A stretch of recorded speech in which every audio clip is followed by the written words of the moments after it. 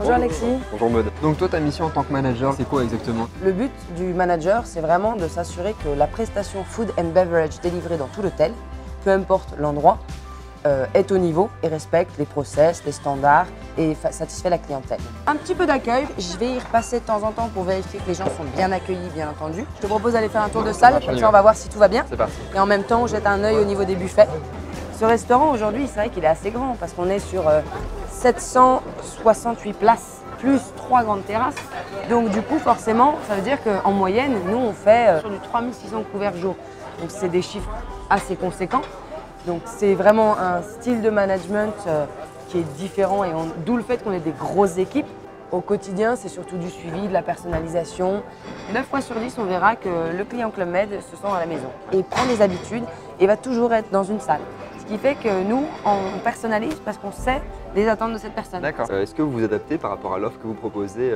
Donc ça va de la table, un concept spécifique pour les enfants qui est le Bread & Co. Ils ont créé ce nouveau concept de gourmet lounge pour offrir une offre différente de l'offre buffet qu'on connaissait au niveau de la table et un dîner qui propose des produits à l'assiette avec souvent des produits du terroir et qui sont co-signés par des grands chefs. Et là, du coup, on retrouve une restauration qui est beaucoup plus proche de la restauration traditionnelle. Je suis rentrée au club il y a 3 ans. Du fait de ma formation à l'Institut Paul Bocuse, j'ai pu gravir les échelons assez rapidement. En fait, j'ai été promue donc, pour la saison d'été. D'accord. Donc je passe sur le poste de F&B manager. On manage des équipes en tant qu'F&B de 150, parfois 200 personnes sur des très gros villages. On passe manager de manager. Donc on manage un chef de cuisine, on manage un responsable de restaurant. Donc c'est un très très gros challenge. Après, avec l'expérience, le terrain, je pense qu'il faut beaucoup de vérité. Une fois que tu travailles avec les équipes, que tu montres que tu es avec eux, que tu fais ton travail, on gagne du respect. Peu importe l'âge, peu importe la culture, on a aussi 7 ou 8 nationalités différentes dans l'hôtel. Et finalement, il s'agit de créer une unité et un vrai esprit d'équipe. Le poste de F&B manager est très mobile et propose des postes à l'étranger, comme en Asie, ça va être en Europe, ça va être en Afrique. C'est vrai que le club choisit toujours de se positionner dans des cadres, on peut dire, idylliques. Comment ça se passe du coup au niveau des langues que tu parles? Tu parles donc très bien anglais.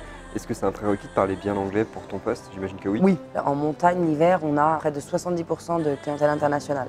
Et au-delà de ça, nous, on a des équipes qui sont internationales, qu'on manage tous les jours. Donc le manager, il faut qu'il puisse communiquer aussi avec ses équipes internationales. Le Club Med, ça a été vraiment plus l'expérience humaine. Après, le manager, qu'il soit femme, homme, des 25 ou 50 ans, il gagnera en crédibilité s'il connaît son travail et qu'il a des mêmes valeurs qu'on partage tous aujourd'hui au Club Med. D'accord. Et qu'on a de la bienveillance, de la gentillesse, qu'on est international. Et toutes ces choses font qu'on arrive à avancer ensemble et obtenir de bons résultats.